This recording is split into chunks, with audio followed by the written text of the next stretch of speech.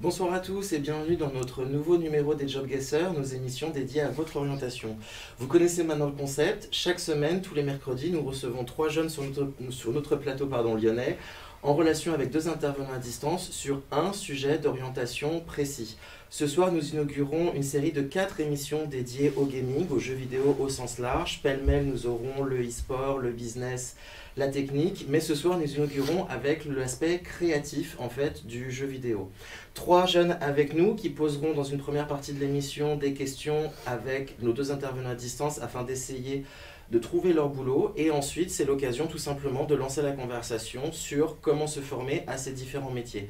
Je vous laisse tous les 3 vous présenter l'un après l'autre s'il vous plaît. D'abord commençons par toi Hugo. Bonjour à tous, c'est Hugo, en licence 1 information communication, fan de gaming, voilà. Eh ben, tu tombes bien. Je suis là, voilà. Lola, je t'en prie. Moi c'est Lola et je suis en première année de cinéma, voilà. Nickel. Et Jules? Et donc moi c'est Jules, j'ai 17 ans, je suis au lycée Notre-Dame-des-Minimes, mais je fais les spécialités maths, physique et sciences de l'ingénieur, et j'aime bien le gaming aussi. Eh ben c'est parfait. Merci à tous les 3 d'être avec nous ce soir. Et donc on a en direct avec nous 2 intervenants donc à distance. Tout d'abord Sixtine. Bonsoir Sixtine. Bonsoir. Merci d'être avec nous. Et on a également Alexis. Bonsoir Alexis, merci aussi d'être avec nous ce soir. Bonsoir. Donc comme je le disais, première partie de l'émission, un petit jeu de questions-réponses. Les 3 jeunes avec moi vont vous poser des questions afin d'essayer de trouver votre métier. On va commencer peut-être avec vous Sixtine. Est-ce que Hugo, tu veux bien commencer? Ok, moi quand on m'a parlé de création, je me suis posé plein de questions. Création, est-ce que tu utilises un peu toutes les suites Adobe, etc. Est-ce que ça fait partie vraiment de ce que tu fais tout le temps? Ouais, tous les jours. Beaucoup trop même. Mais... Est-ce que tu es souvent seul ou est-ce qu'on te regarde? T'es suivi ou alors c'est ton travail dans l'ombre entre guillemets? J'ai un superviseur et je travaille avec une autre personne. Je sais pas à quel point je peux dévoiler. D'accord. Pour rendre la tâche trop compliquée. Jules? Si tu devais décrire une journée type un peu, qu'est-ce que tu fais dans ta journée? Plutôt du montage? Je m'assois derrière mon bureau. Ouais, mais attends, si je te dis ce que je faisais. Je travaille sur Unity et sur une tablette graphique. Et je peux pas trop t'en dire plus, sinon c'est trop facile. Ok. Est-ce que tu es seul à faire les tâches que tu fais? Oui. Ok. Est-ce que tu as besoin de dessiner? Est-ce que au niveau de l'anglais, il est vraiment utile ou pas dans ton travail? Oui, moi j'en parle tous les jours parce que j'ai une équipe qui est franco-allemande, donc je ne parle pas un broc d'allemand, donc on est tous en anglais. Mais après ça dépend des studios. D'accord. Du coup, tu nous as dit que tu travaillais sur Unity. C'est des jeux 2D, c'est ça? Tu fais des jeux... Enfin, Ouais, voilà, c'est ça. Oh, c'était ma question. Est-ce que tu fais des animations? C'est ça. C'est ça? Ouais. Alors justement, c'est peut-être le moment de diffuser le premier indice, puisque Sixtine et Alexis nous ont partagé depuis leur portfolio un petit peu de leur travail. Donc je vous le montre. En même temps, en régie, ils vont le diffuser en direct. Voici une partie de son travail. Si ça peut vous aider, vous le voyez également vous-même sur le retour, si ça peut vous aider à définir un peu quel est le périmètre d'action qu'elle fait. Ok. Tu fais des animations pour des jeux vidéo? Ouais, c'est ça. Ok, oui. C'est ça, hein? Ouais. On a trouvé. Très bien, parfait. Maintenant, on va passer à Alexis. Super. Du coup, il s'appelle comment le métier? Ah ouais, voilà, graphiste, animatrice. Donc, Alexis, je vous laisse présenter l'intitulé exact de votre poste. Alors, je suis graphiste, illustratrice et animatrice pour un jeu vidéo au sein de Chanko Studios. Voilà. Et du coup, tu as travaillé sur quel jeu vidéo? Alors, pour l'instant, c'est mon premier. Okay. Ça s'appelle It's a Wrap et c'est un petit platformer puzzle game. Sur mobile? Sur Steam. Ok. Ok. Alors maintenant, on va passer à Alexis. Même concept, vous essayez de poser des questions pour essayer de trouver son poste exact. Hugo, je t'en prie. Moi, je vais reposer la même question. Est-ce que tu utilises la suite Adobe souvent dans ce que tu fais? Alors moi, non, pas la suite Adobe, mais des équivalents. Ok. Est-ce que pareil, est-ce qu'on te regarde dans ton métier ou alors plus c'est un métier de l'ombre? Je sais pas comment expliquer ça. Je dirais que c'est plutôt un métier de l'ombre. D'accord, ok. C'est streamer. Est-ce que tu travailles plutôt à l'international ou tu restes vraiment qu'en France? Alors, moi, je travaille pour un petit studio, donc pour l'instant, on reste avec des équipes qui sont en France. Ok. Est-ce que tu es seul à faire ce que tu fais dans l'entreprise où tu travailles? Je suis effectivement seul à faire ce que je fais. Je travaille avec des gens, Ok. mais je suis seul exemplaire de mon métier. C'est dur de trouver des questions. Est-ce que c'est un métier. Est-ce que c'est un métier où tu dois deviner des scénarios pour des jeux vidéo? Produire des scénarios pour des jeux vidéo, du coup? Oui. Non, je suis pas sur. Enfin, dans les faits, je le suis. Mais c'est pas le cœur de mon métier. D'accord, ok. Et ça fait pas partie du métier habituel. Est-ce que dans ton métier, il faut des qualités comme savoir dessiner ou même l'imagination? Enfin, je veux dire, est-ce que c'est primordial, on va dire? Savoir dessiner n'est pas absolument primordial, c'est fortement encouragé, très fortement, mais c'est pas absolument primordial. De l'imagination, oui, c'est vraiment le cœur du métier. C'est peut-être justement l'occasion là aussi, Alexis, de partager avec nos 3 jeunes les 2 indices en fait. Je vous les présente là aussi, vous les faites après basculer. En régie, ils vont pouvoir les diffuser également pour ceux qui nous regardent via YouTube. Ce sont 2 travaux qui sont sortis du portfolio d'Alexis. Si ça peut vous aider un Pour les peu jeux à... vidéo, en fait. Il fait des à décors, trouver. quoi. Il fait des décors des jeux vidéo. Ouais. Jules, tu pensais à quelque chose en particulier? Est-ce que tu fais les décors des jeux vidéo? Ou pas du tout? Enfin, Alors, je participe effectivement à une des étapes de la production des décors de jeux vidéo. Mais techniquement, c'est pas ce que fait le métier. Ok. Est-ce que tu fais tout ce qui est dans les maps pour les jeux vidéo? Enfin, la Je map. suis pas level designer. Hein. Ok. Ouais, mais non, c'est super dur. Ouais. C'est un peu les mêmes questions.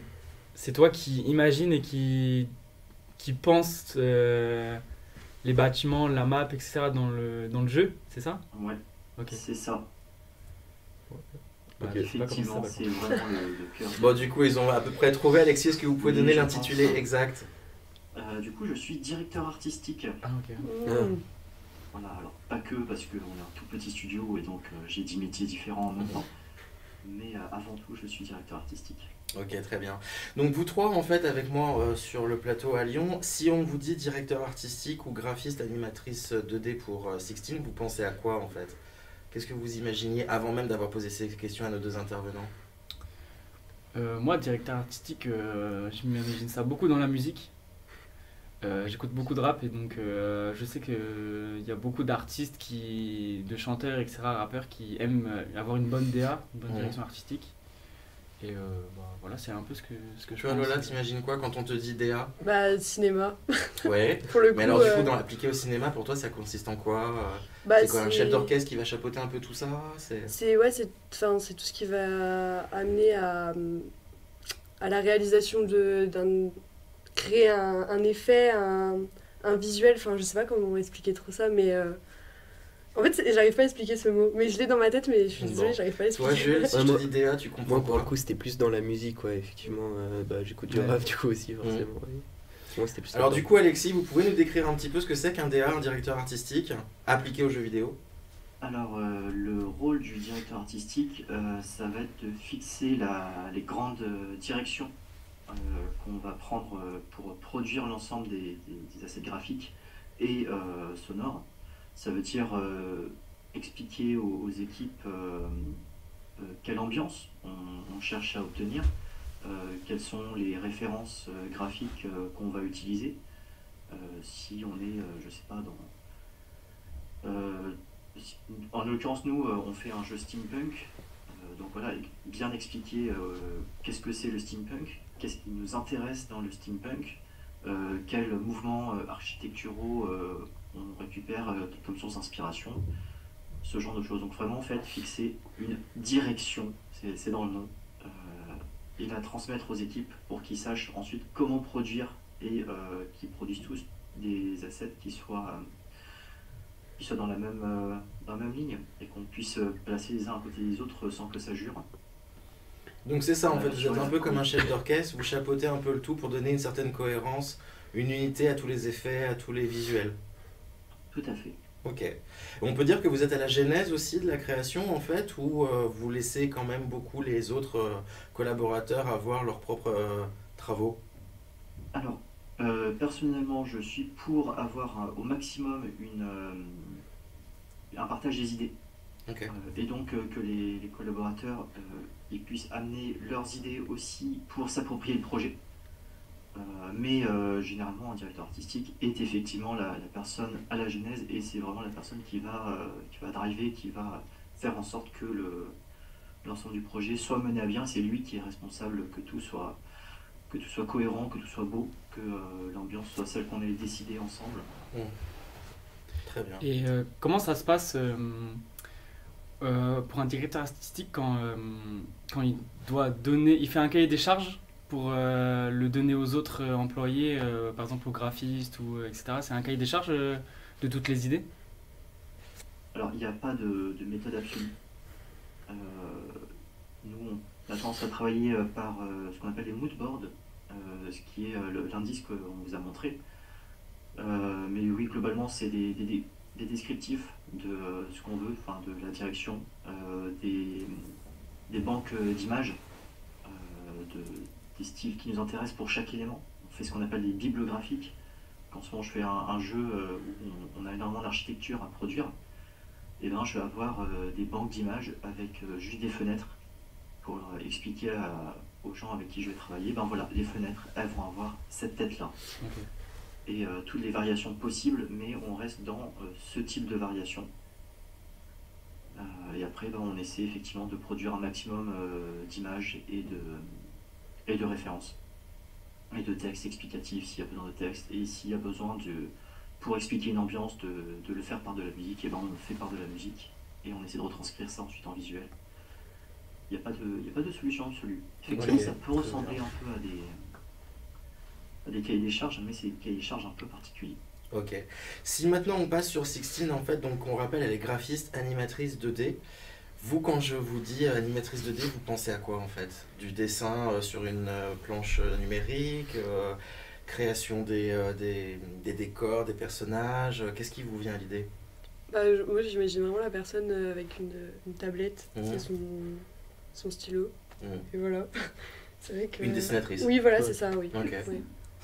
Vous deux aussi, c'est ce que vous imaginez vraiment? Ouais, ou même sur cahier, ou vraiment en 2D. Sixtine, du coup, ça ressemble à quoi votre quotidien? Alors, beaucoup à ça. Ouais. Mais nous, dans notre production, on utilise une technique qui s'appelle l'animation puppet. Donc en fait, on a le personnage qui est déjà dessiné, et ensuite ce personnage, on va le faire bouger, mais sans redessiner à chaque fois les membres du personnage. Donc il y a moins de dessins, ce qu'on appelle du frame by frame, où je vais faire un dessin, ensuite un dessin, où là je fais vraiment bouger quelque chose comme on ferait de l'animation 3D par exemple. Mais j'ai une grosse partie aussi de dessin sur ma tablette, juste si j'ai un caillou qui explose par exemple, il va falloir que je dessine tous les petits bouts de cailloux, quoi. Et du coup, vous aussi, vous êtes à la genèse en fait du projet, de la création des personnages ou des décors, ou vous recevez un cahier des charges et en fonction de ça, vous créez? Alors moi, je suis en dessous de mon directeur artistique. D'accord. Qui lui, alors comme on est aussi un petit studio, lui va s'occuper de faire tout le design des personnages, de faire ce qu'on appelle les sprites, donc vraiment le bonhomme dessiné proprement avec la ligne, la couleur, les ombres, tout ça.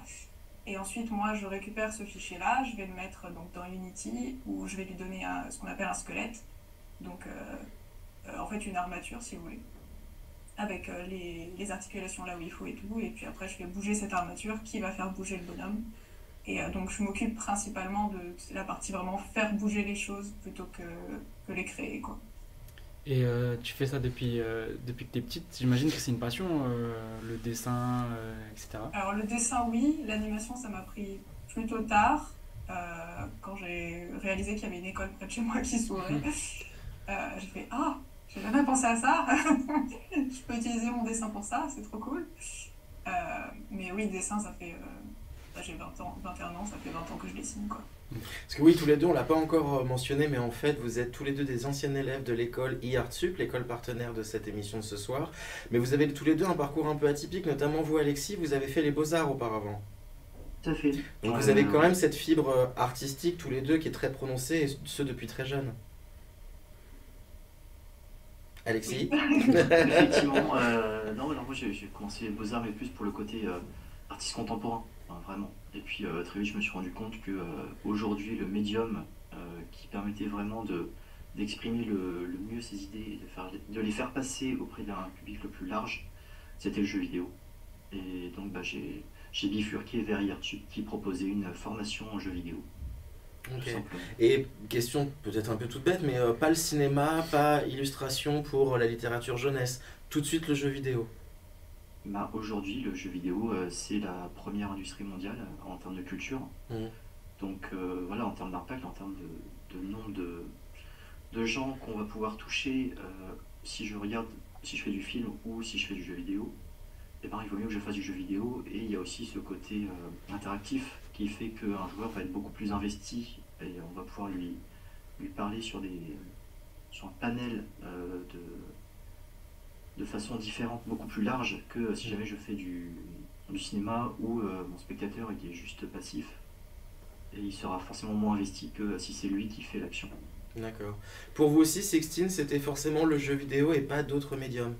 Alors, pas du tout. Ah.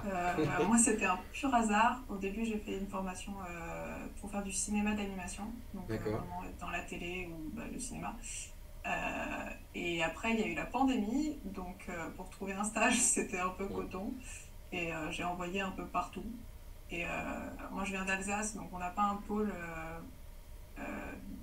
que ce soit jeu ou animation qui est énorme.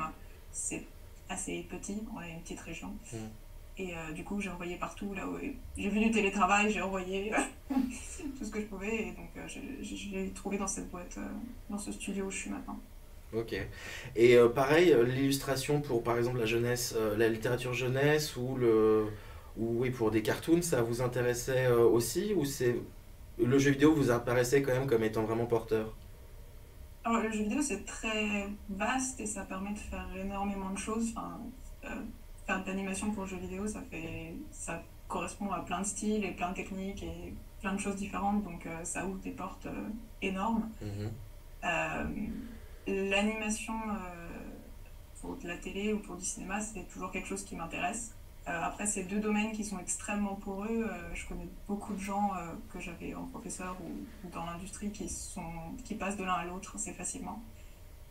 Et la jeunesse, pas trop, ça m'a jamais vraiment trop intéressée. Je pense qu'il y a un petit peu un côté fermé en termes de thème et de jusqu'où on peut pousser une histoire qui m'a jamais trop attirée. D'accord. Question toute bête, mais tous les deux, vous êtes des gamers à la base? Non, pas spécialement. Vous, Alexis? Plus, je pense. Ouais. Pas tant que ça, au final. Quand on fait du jeu vidéo, on n'a pas tant que ça le temps de jouer. Ouais. C'est un métier qui prend énormément de temps, de façon générale. Tous les métiers créatifs prennent Oui, c'est vrai. énormément de temps. Et on lance pas tant que ça pour passer des heures à jouer. J'avais une question. Allez, je t'en prie, Lola, bien sûr. En termes de charge mentale, quand on est directeur artistique, comment ça se passe? Parce que j'imagine que vu que c'est des métiers de passion, on compte pas ses heures. Mais en termes de charge mentale, vous arrivez quand même à bien gérer votre travail ou comment ça se passe? Est-ce que vous avez une vie privée? Non, pas spécialement, non, mais c'est... Pas vraiment. Alors, bon, globalement, quand je suis allé dans le jeu vidéo, je savais dans quoi j'allais. En plus, alors, non seulement moi je suis directeur artistique, mais je suis en plus fondateur de mon studio. Donc j'ai une autre charge de travail qui est la partie aussi gestion d'entreprise qui se rajoute. Enfin, c'est toute la partie. Passer les contrats, s'assurer qu'on soit dans les règles au niveau légal. Donc en termes de charge mentale, effectivement, disons qu'il n'y a pas vraiment des moments où je peux être amené à décrocher. J'ai toujours dans le coin de la tête des questions sur le boulot qui traînent, et c'est vrai que couper, c'est compliqué.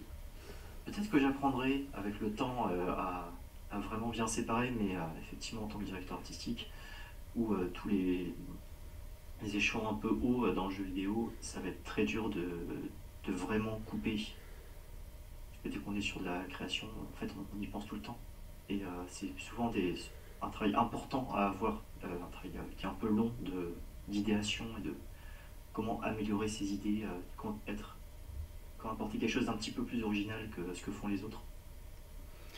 Et j'avais une question aussi. Oui. Quand on est dans des métiers créatifs comme ça, on le sait, on a beaucoup d'inspiration. Je voulais savoir, c'était quoi vos inspirations à vous deux?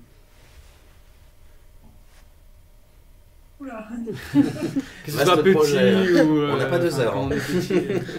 c'est vaste, mais pour l'animation, perso, bah, ça va être Ghibli, je pense, comme beaucoup de gens dans l'animation. Est-ce qu'il y a une patte jeu vidéo en fait plus que par rapport à la BD, au cinéma? Est-ce qu'il y a une façon de travailler quand on a un travail créatif qui est vraiment typiquement à appliquer, un coup de crayon qui est vraiment typique aux jeux vidéo ou pas spécialement? Là-dessus, j'ai envie de répondre exactement comme dans la bande dessinée. Il n'y a pas de style bande dessinée, ça Ouais. n'existe pas. Il y a un style qui est propre à chaque artiste. Il y a 1000 façons de faire de la bande dessinée qui sont radicalement différentes. Entre du Tintin et enfin, juste dans le découpage Tintin ou du découpage manga, bah, c'est deux choses qui n'ont rien à voir. Et bah, jeux vidéo, c'est exactement pareil. Il y a 1000 façons d'explorer des styles graphiques dans le jeu vidéo, ce qui fait que je pense pas aujourd'hui qu'on ait une patte graphique jeu vidéo. Il y a Ouais. des milliers de pattes graphiques jeux vidéo. Sixtine, pour vous c'est la même chose, ouais. Ouais, il y a peut-être plus dans le jeu vidéo où on prend en compte, alors surtout pour les petits studios, le coût d'une idée. Oui. Voilà, je prends un exemple débile, mais récemment on a dû choisir si notre héros lançait des shurikens ou avait un flingue dans la main. Et ça s'est pas déterminé par lequel est le plus cool, mais lequel est le plus faisable et le moins cher en termes de temps et de gérer le personnage. Oui, parce que c'est vrai qu'on l'a pas encore dit, mais à chaque fois que vous avez une application, enfin que vous avez une idée artistique, elle a toujours une répercussion technique en fait. Donc c'est Oui. constamment un va-et-vient entre ce qu'on veut faire, ce qu'on peut faire, ce qu'on peut financer. Enfin, c'est plus compliqué que simplement, comme justement la BD, tout seul avec sa planche, on peut dessiner ce qu'on veut finalement. Vous, non, vous êtes quand même très dépendant d'autres facteurs. Ouais. En même temps, c'est Et, plaisant aussi d'avoir une contrainte budgétaire, ça oblige à trouver plein de bonnes idées, à se creuser un peu la tête, non? Ouais, et à réutiliser beaucoup de choses et à trouver qu'est-ce qu'on peut faire en commun. Est-ce que, je sais pas moi, la façon dont on fait bouger le vaisseau spatial, on va pouvoir réutiliser pour faire bouger une moto ou des trucs comme ça, ou va falloir penser en amont à genre, s'il meurt d'une certaine façon, est-ce que cette mort elle est réutilisable s'il se fait buter par un flingue ou s'il se prend un shuriken dans le front ou un truc comme ça, quoi. Ok. Et du coup, tous les deux, vous avez été donc formés à IArtSup. C'est quoi votre parcours en fait? Vous avez fait quoi? Un master? Des études longues, études courtes? Peut-être avec vous, Sixtine, au début. Vous avez fait quoi précisément comme parcours à IArtSup? Moi, Oui. j'ai fait un bachelor cinéma d'animation en 3 ans du coup, Ok. et je me suis arrêtée. Et on vous apprend quoi pendant 3 ans en cinéma d'animation? Alors la première année c'est beaucoup les bases de dessin. On avait très peu d'animation au final. On avait des cours de nu, on avait des cours d'observation, on avait des cours de scénario, des trucs comme ça, de vraiment remettre les blocs de base de dessin technique et tout ce qui est scénario et tout, c'est plus pour pouvoir faire nos films, nos courts-métrages personnels. Et ensuite, apprendre les logiciels, parce que c'est une grosse partie, tout ce qui est par exemple Blender, quand vous arrivez sur la première fois sur Blender, vous pleurez un peu. Voilà, donc le plus tôt le mieux, même si c'est douloureux. Et tout ce qui est utilisation de la suite Adobe et tout ça, c'est des monstres qu'il faut apprendre à utiliser, quoi. Ok. Et de plus en plus, on va vers des projets de plus en plus libres où on va utiliser vraiment un mix de techniques, de 3D et tout pour au maximum animer le mieux possible quoi, ce qu'on veut. Très bien. Et ça s'est fait en 3 ans et après vous avez pu trouver un boulot tout de suite. Voilà, c'est là où j'ai fait mon stage de fin d'année, ils m'ont gardé. Ok, cool. Et vous, Alexis, vous, donc comme je le disais en introduction, vous avez d'abord fait les Beaux-Arts de Lorient, puis après intégré IARTSUP. Vous pouvez nous raconter un peu votre parcours? C'est ça. Alors, mon parcours il commence en seconde. Alors, on va J'ai commencer monté- au bac, si vous voulez bien. Non, mais c'est juste pour. Allez-y, je vous en pourquoi prie. j'ai fait les Beaux-Arts. Où j'avais monté une association qui a eu pour objectif d'accompagner les gens dans la production de médiums culturels geeks. Donc, Ok. essentiellement du jeu vidéo. Et on organisait des petites sessions de fabrication de jeux vidéo en 48 heures, qu'on appelle des jams. Donc voilà, j'avais un passif déjà avec le jeu vidéo depuis longtemps. Ensuite, je suis allé aux Beaux-Arts où mon travail se centrait beaucoup, pas directement sur du jeu vidéo, mais sur des choses un peu similaires. J'ai été diplômé des Beaux-Arts en faisant des robots qui dessinaient à ma place, Ok. ou des expériences un peu interactives.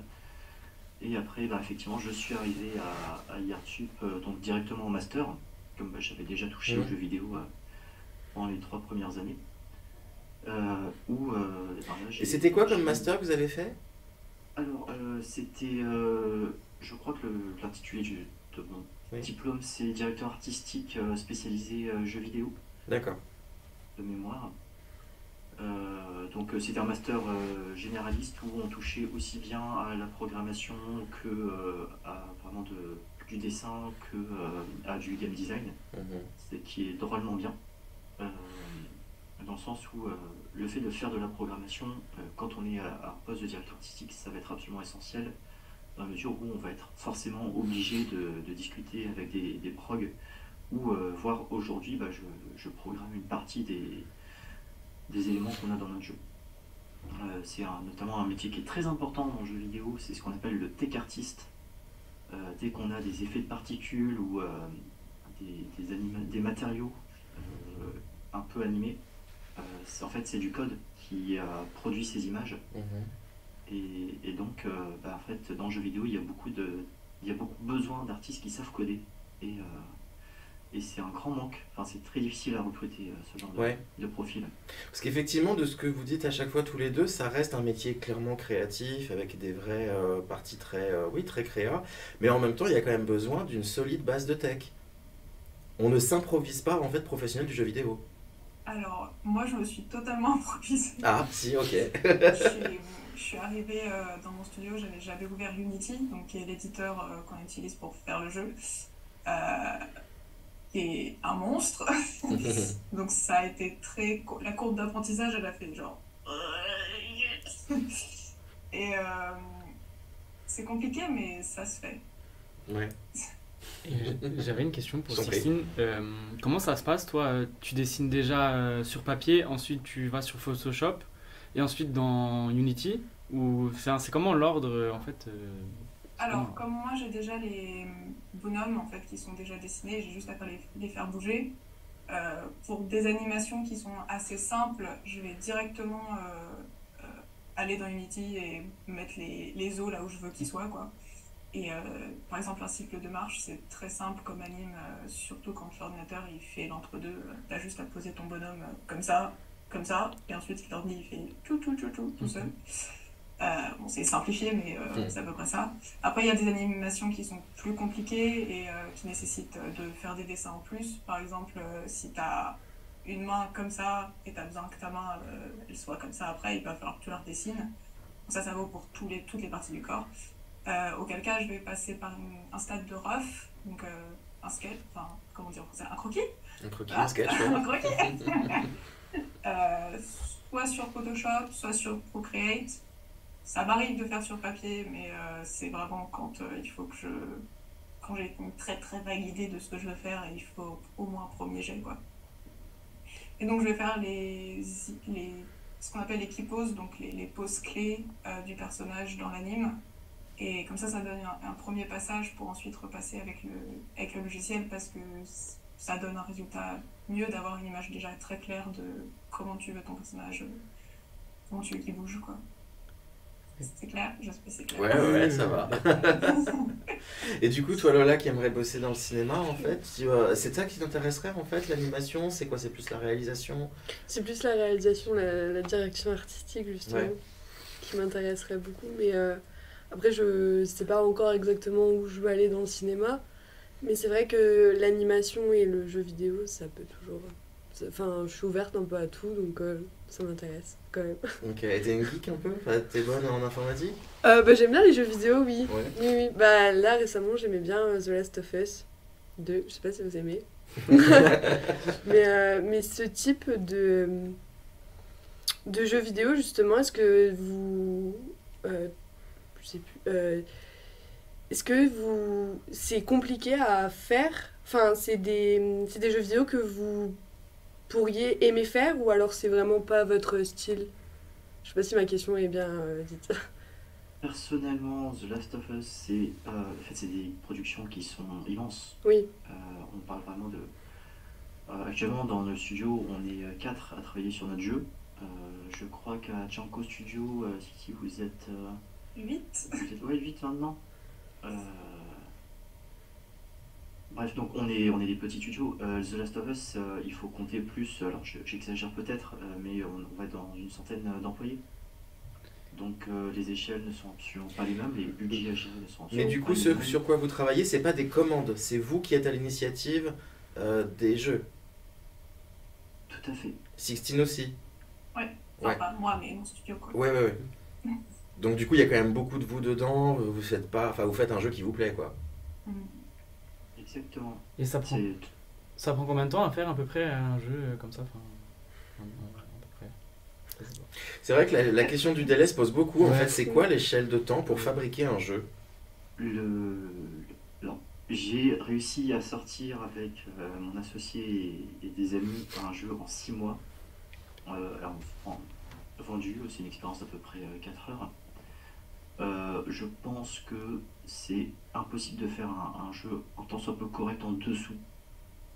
Ok. Et sinon, de ce que je constate, on va plus tabler sur entre 2 et 4 ans pour les jeux les plus connus. Et on peut aller sur beaucoup plus. Du 7 ans, Ah oui. c'est pas anormal. Enfin, on est sur vraiment des périodes de développement longs à 7 ans, mais ça arrive. Ok. Et vous, Sixtine, c'est quoi à peu près les délais pour produire un jeu chez vous? Alors là, c'est notre premier. Mhm. Je crois que ça fait 2 ans qu'il est en production. Ah oui. Que j'étais pas là depuis le début. Mais en fait, le truc, c'est qu'avec les jeux indépendants, il faut prendre en compte aussi qu'il y a des périodes de production où il va y avoir des gens qui sont en temps partiel parce que, à travailler sur le jeu, parce que pour des termes économiques, si tu trouves pas de financement, tu vas pas pouvoir travailler sur ton jeu. Par exemple, Cuphead a été en production, je crois, pendant 7 ans.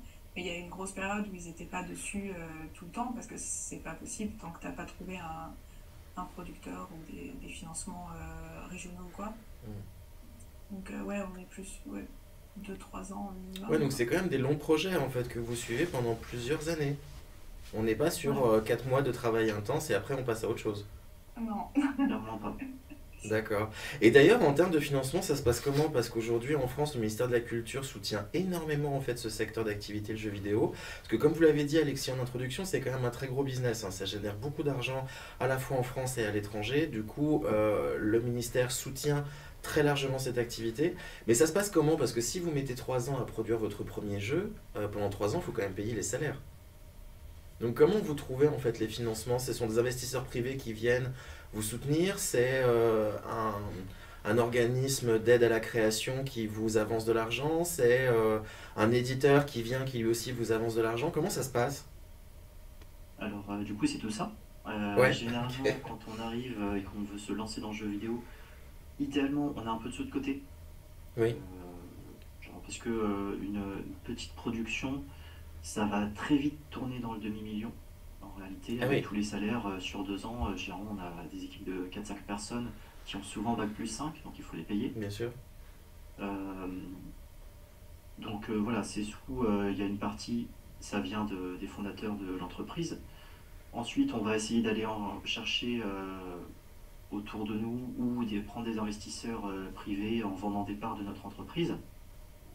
Avec ces sous-là, cette première manne, on va ensuite aller chercher des subventions. Généralement, l'État va subventionner à hauteur de 50% de la production. C'est-à-dire que si j'ai réussi à récupérer 50 000 euros, j'ai potentiellement moyen, si mon dossier est accepté, de récupérer 50 000 euros en plus. Avec cette première somme, on va essayer de faire notre jeu vidéo, mais en tout petit. Donc juste 10-15 minutes de notre jeu pour le tester, pour s'assurer que c'est bien fun à jouer. Et avec cette petite expérience de 10-15 minutes qu'on a fait le plus proche possible de ce qu'on veut faire réellement, on va aller voir des éditeurs et on va leur demander écoute, voilà, moi je veux faire ça, sauf que je veux une expérience de 15 heures, pas de 15 minutes. Est-ce que tu veux bien mettre les 300 000 euros qui me manquent pour que je puisse finir mon jeu? Et en échange, il récupérera la plus grosse partie des ventes jusqu'à ce qu'il se rembourse fois 2, fois plus, en fonction de comment est-ce que vous avez réussi à négocier. Ouais. Et si le jeu est un échec commercial, c'est la mort assurée de la société? Si c'est votre premier jeu, ça va être compliqué. Ouais. Pas forcément, en fait, ça dépend. Ça dépend de la relation que vous avez eue avec votre éditeur. Si vous avez un éditeur. Si vous êtes autofinancé depuis le début, que vous avez réussi à sortir votre jeu, généralement vous n'avez plus de sous à ce moment-là, et si le jeu ne fonctionne pas, ça va être très compliqué. Si vous aviez un éditeur, c'est que l'éditeur a eu une très bonne relation. On a plein de studios, je pense à Old Skull Games. Leur premier jeu était pas des succès commerciaux, mais parce qu'ils avaient des bonnes relations avec leurs éditeurs, les éditeurs les ont accompagnés pour leur jeu suivant, et donc ont remis des sous dans l'entreprise pour qu'ils puissent continuer à produire. Et aujourd'hui, Old Skull Games, c'est un studio qui fonctionne très bien. Ok. Tu voulais poser une question peut-être, Jules? Non. Non, Moi j'en avais une. Lola, je t'en prie. C'est quoi les codes actuellement pour vous qui marchent bien dans le jeu vidéo? Enfin, qui fait bien vendre, que les gens adorent en ce moment? Les codes. Enfin, Le gore, le médiéval. Oui, ça, qu'est-ce qui marche le plus pour vous en ce moment dans les trucs que tu peux jouer sur Twitch et, et qui soient streamables, ça aide beaucoup. D'accord, ok. Très bien. Et du coup, en termes de budget, est-ce qu'on a parlé un peu de temporalité, combien de temps était nécessaire pour produire un jeu? En termes d'argent, c'est quoi les sommes en jeu en fait? On se rend pas forcément bien compte. Du coup, je vais peut-être plus répondre à cette question. Comme je disais, un petit jeu, on va vite tourner dans le demi-million d'euros. Ok. Parce que voilà, il faut payer 4 personnes pendant 2 ans et demi. Et souvent, c'est des gens qui ont fait des études à des niveaux assez importants. Donc, voilà. Et ça nécessite des investissements comme des grosses machines, enfin des gros ordinateurs, des logiciels. La suite Adobe, bon, à moins qu'on la craque, mais ça, on n'a pas tout à fait le droit, hein, je tiens à dire. C'est quand même payant, enfin tout ça, c'est quand même cher, ces licences. Est-ce que c'est un gros budget qui crève quand même pas mal le budget global ou pas tant que ça? Aujourd'hui, tous ces budgets-là sont pas les plus importants. Vraiment, ce qui coûte cher, c'est les salaires. D'accord. Tant mieux, quelque part. Il y a un petit investissement en termes de machines au début, mais bon, on met, je sais pas, 2 000 euros par personne. Je vais payer presque 2 fois plus, enfin 2 fois ça par mois, avec les charges patronales, pour chacun des salaires. Donc, et d'ailleurs, Sixtine, quand vous étiez étudiante, vous avez, au sein d'IArtSup, accès à un ordinateur ou si vous aviez amené votre propre ordi? On avait accès à des ordis, mais c'était des Mac. Et c'est pas bien les Mac? Dans notre filière, c'est pas très bien. Ah ouais, c'est plus PC les jeux vidéo? Ouais, carrément. Surtout que, en fait, on avait tous des PC et du coup, travailler sur les Mac de l'école, c'était pas possible parce qu'il y a plein de problèmes de passer les fichiers de compatibilité, qui sont pas. Donc en fait, on était tous avec notre laptop. PC. Oui, avec notre PC. Ok, très bien. Et du coup, moi je voulais savoir en fait, parce que c'est une question qu'on a forcément, d'ailleurs ça ne loupe pas, on l'a dans les questions, c'est la question des salaires. Sixtine, vous êtes en début de carrière, on va pas vous demander combien vous gagnez, mais est-ce que ça paye bien en fait le jeu vidéo? Ça paye mon loyer. Ouais, c'est déjà un bon début. on fait pas ça pour l'argent. Bah, Ouais. je vais pas me plaindre, hein, mais je pense pas que c'est une carrière que j'aurais pu choisir en prenant en compte l'école qui est quand même privée et qui est quand même un investissement si j'avais pas eu ma famille derrière. Ok. Et pour vous, Alexis aussi, est-ce que... Alors vous êtes plus patron, hein, donc c'est pas forcément le même point de vue. Mais est-ce qu'on gagne bien, en fait, dans le jeu vidéo parce que vous êtes un peu plus âgé que Sixteen, hein, du coup, vous avez plus d'expérience, donc peut-être aussi des meilleurs pouvoirs d'achat. Est-ce que ça gagne bien d'ici 10-15 ans après? Pardon. Ouais, c'est la barbe qui me vieillit. Non, je Oui. suis pas si vieux que ça. Enfin, on s'est monté il y a un an.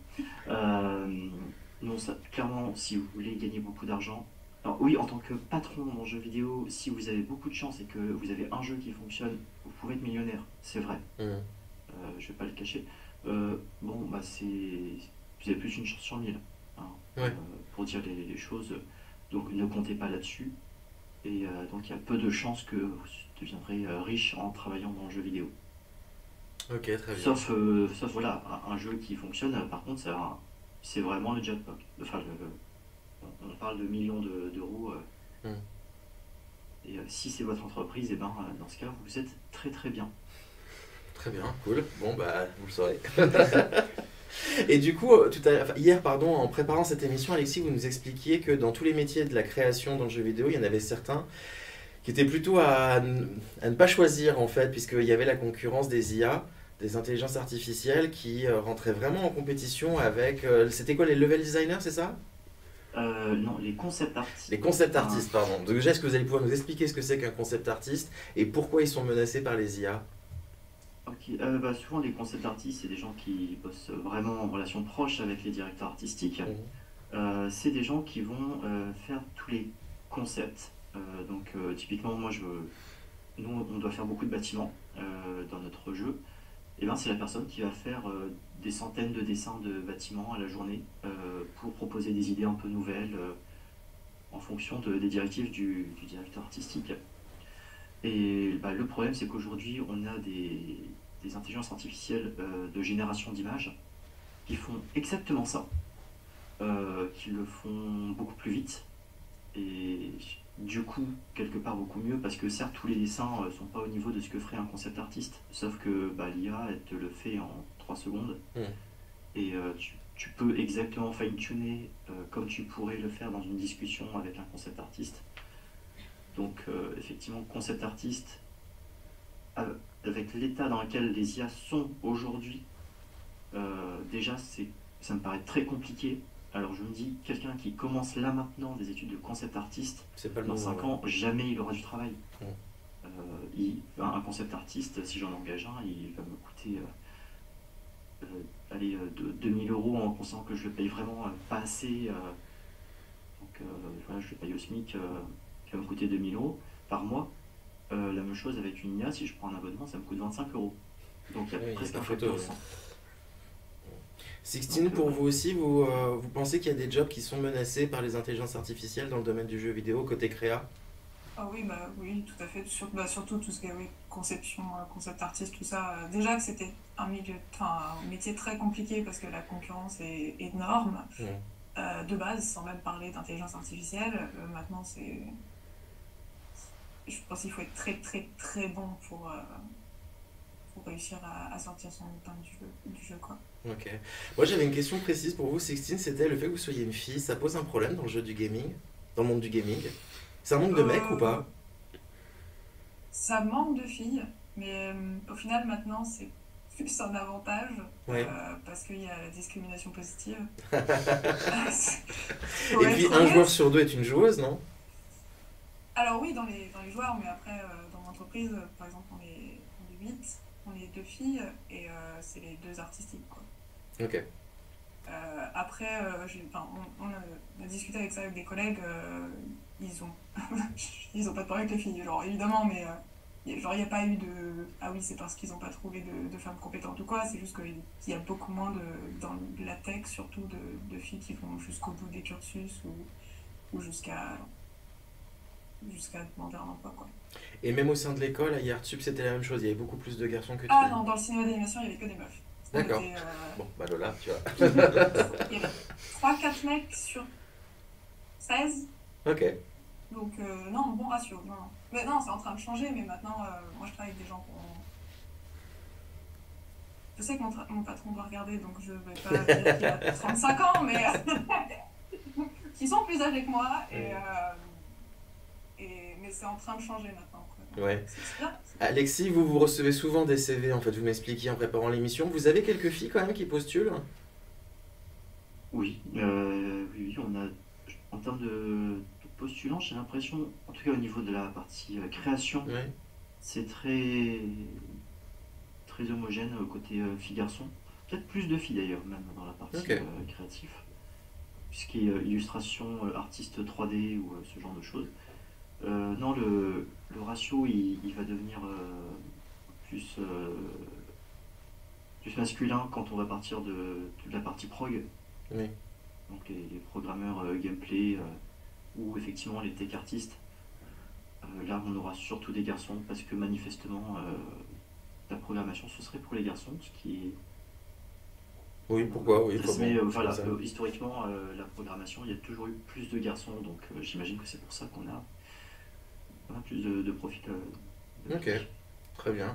Est-ce que tous les trois, vous avez des questions à leur poser avant qu'on passe aux questions de nos internautes? Moi j'avais une question, mais c'est un peu. C'est quoi vos rêves un peu dans ce métier enfin, quel serait votre jeu, enfin votre jeu rêve à faire ou etc. Alors, moi, mon jeu rêve à faire, quelque part, c'est chacun des jeux que je produis parce que j'ai la liberté créative de faire ce que je veux. C'est un peu mon entreprise. Donc, mon rêve, ce sera plutôt d'avoir un succès et donc d'avoir la liberté aussi économique de faire vraiment ce qu'on veut et de pouvoir se développer et embaucher plus de monde avec. Ouais. Et ce sera aussi l'occasion pour nous de faire vraiment fonctionner notre système. On est une entreprise qui est horizontale. Quelque part, c'est peut-être ça mon rêve. C'est de réussir à faire fonctionner une entreprise au fonctionnement horizontal. C'est d'avoir un fonctionnement en scope, pour ceux qui y connaissent. Donc où chacun a exactement la même voie, la même valeur au sein de l'entreprise. Et on prend toutes les décisions stratégiques ensemble.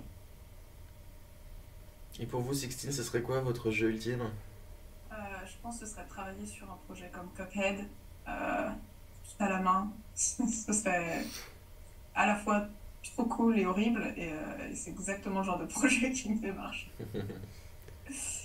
Moi, j'avais une question. Est-ce que vous seriez prêt à faire un jeu gratuit, mais on peut mettre de l'argent pour avancer dedans, ou c'est pas du tout votre type de jeu? Pas du tout?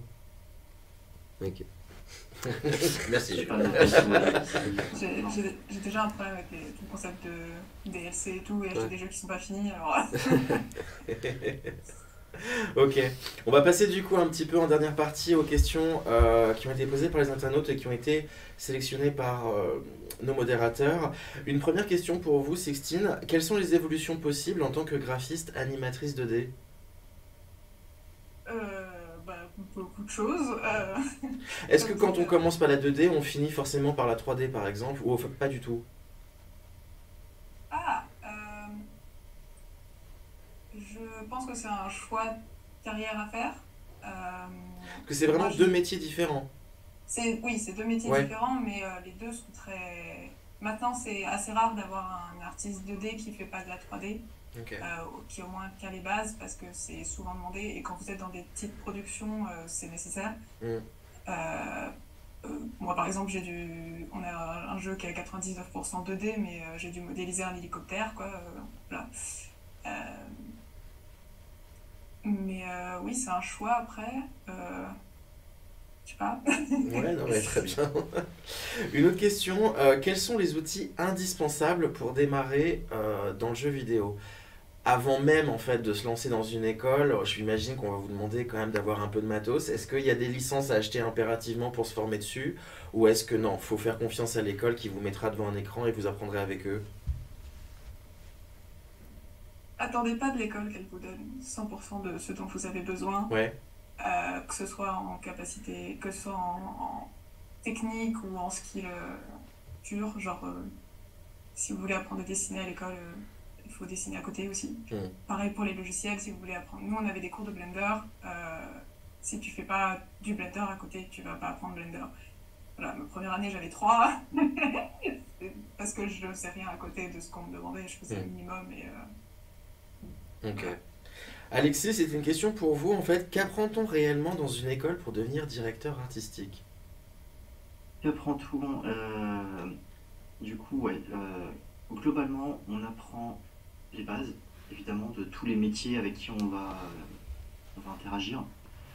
Et surtout, le point le plus important qu'on va apprendre, c'est à être curieux et à se cultiver tout le temps. Euh, parce que ça va être absolument nécessaire en tant que directeur artistique. On est avant tout une espèce de base de connaissances et de références artistiques. Et on fait en sorte de connaître aussi les références artistiques potentielles des gens avec qui on va travailler. Ok. Histoire qu'on puisse les orienter dans la bonne direction. Donc il faut une bonne culture artistique quand même, une bonne culture G C'est- dans ce domaine. Ouais. C'est C'est s'il y la a base. une seule compétence à avoir en tant que directeur artistique, c'est celle-là. C'est cette culture. Alors justement, ça me permet de rebondir sur la deuxième question qui a été posée, j'imagine, par le même internaute. Est-ce qu'un directeur artistique peut travailler dans un autre secteur que celui du jeu vidéo? Oui, bien sûr. Finalement, ouais, vous pourriez bosser dans la mode, dans la musique, dans l'architecture d'intérieur, dans le graphisme. Alors, surtout venant du jeu vidéo, parce que si je suis directeur artistique dans le jeu vidéo, je vais devoir faire de la mode parce que il faudra que j'habille mes personnages. Ouais. Je vais devoir faire donc là de l'architecture parce que de toute façon je dois concevoir des bâtiments. Euh, dans, dans le jeu vidéo, tu conçois un monde souvent. Mm. Et donc, c'est des compétences de directeur artistique que tu peux projeter n'importe où. Très bien. Et la dernière question qui est pour vous deux, peut-être on va commencer avec vous, Sixtine. Comment faites-vous pour vous former au quotidien?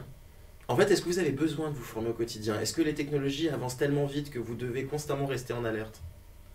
ouais, surtout voilà, les logiciels de dessin, d'anime bougent Ouais. pas trop. En général, ça change de couleur et c'est à peu près ça. Tout ce qui est 3D, faut rester un peu plus euh, alerte des nouvelles mises à jour. Surtout, enfin, moi je travaille avec Blender, donc toutes les mises à jour, il y a des trucs nouveaux qui vont te faciliter la vie et des trucs incroyables. Tu vas faire oh mon Dieu, mais comment j'ai vécu ça avant? Unity pareil, donc éditeur de jeux vidéo, et je suppose que c'est pareil pour j'ai oublié le nom d'autres, pour Ludo, pour ah merde, Unreal. Unreal. Pardon. C'est pas grave. Unreal, où il y a des mises à jour et des trucs qui changent tout le temps, et il faut faire super gaffe parce que là, le jeu vidéo, tu changes un truc, il y a tout qui explose, donc une fois dès qu'on change de version au taf. Et comment vous faites en fait? Vous achetez la nouvelle version à chaque fois qu'elle sort et puis après pendant 6 mois Alors, vous branchez dessus Unity, pour être... c'est gratuit. Ok. Tant que ton entreprise fait moins de 200 000 euros de revenus, c'est ça, de recettes. Blender, c'est gratuit entièrement et ça le restera et c'est trop bien. Après, tout ce qui est la suite Adobe, si vous êtes étudiant, vous avez des prix et sinon, après, il y a des logiciels qui me ressemblent beaucoup et qui sont gratuits, comme Krita ou quoi. Ok. Et pour vous, Alexis, comment vous faites pour vous tenir à la page? Alors, côté direction artistique, c'est moins évident, mais sur l'aspect technique, en fait. Sur l'aspect technique, eh ben, je suis les dernières news tech sur ce qu'implémente Unreal Engine. Pareil, Blender, je suis un gros utilisateur de Blender aussi, c'est un super logiciel. Si vous avez un logiciel de 3D à apprendre, c'est Blender. Bon, on note. Donc oui, en fait, j'ai configuré mes news que je reçois par mail et en fait, comme ça, je suis tenu au courant. Bon, pareil sur Twitter, alors moins maintenant, parce que Twitter, c'est un peu compliqué en ce moment. Mais voilà, en fait, juste, je vais sur mes réseaux sociaux et naturellement, je vois qu'est-ce qui se fait dans les nouveautés, parce que je suis les gens qui fabriquent ces nouveautés. Oui. Et après, vous vous exercez pendant plusieurs semaines pour les maîtriser ou ça vient petit à petit, naturellement? Quand on en a besoin, eh ben, on apprend. Ouais, on s'y met tout de suite, Et oui, c'est vrai. voilà, et effectivement. Et à partir du moment où on a un certain bagage technique, ça devient beaucoup plus rapide et beaucoup plus simple C'est d'apprendre vrai. une nouvelle technique. Parce que déjà on a l'habitude d'apprendre, Mhm. et surtout on a des acquis sur lesquels on peut se reposer pour apprendre de nouvelles choses. C'est vrai. Parfait. Est-ce que vous avez peut-être une petite dernière question, un petit mot de la fin? Non? Non. Vous avez appris quand même 2-3 trucs? Ouais. Bon, c'est cool. Tous les deux, Sixtine et Alexis, est-ce que vous auriez un petit mot de la fin pour finir de convaincre les jeunes qui nous ont regardés, soit de pousser la porte de IARSUP lors de leur prochaine journée porte ouverte, soit tout simplement de se renseigner par eux-mêmes sur Internet? Peut-être avec vous, Sixtine, en début? Internet, c'est une source de savoir qui est infinie. Donc si vous avez des questions, vous trouverez la réponse. Mais c'est vrai qu'une école, ça donne le cadre pour travailler, ça donne la possibilité de rencontrer des gens qui sont super intéressants, qui viennent de partout et qui ont des parcours insane. Donc si vous avez la possibilité d'aller en école, faites-le. Franchement, ça vaut le coup. Ok. Alexis, est-ce que Et je rajouterais que, effectivement, aujourd'hui, la seule chose qui vous intéresse, c'est la technique, YouTube est votre allié et vous n'aurez pas besoin d'école. Par contre, si vous voulez travailler, il va falloir aussi avoir un réseau. Et moi, c'est essentiellement, c'est le plus gros plus que j'ai eu à IARSUP, c'est de rentrer dans un réseau et de parler avec d'autres directeurs de studio. Quand on veut monter un studio, c'est pas mal d'avoir des gens à qui parler de problèmes de directeurs de studio. Et de pouvoir s'adresser à eux sur comment obtenir ses financements ou ce genre de choses. Voilà, c'est vraiment ce réseau qui est incroyable, qui m'a beaucoup profité. Très bien. Bien, merci à vous deux, merci à vous trois d'être avec nous sur ce plateau. Merci. On vous dit à la semaine prochaine pour donc une autre émission Job Guesser avec 2 autres professionnels, toujours sur la thématique du jeu vidéo. Merci à tous et à la semaine prochaine. Au revoir. Au revoir. Au revoir.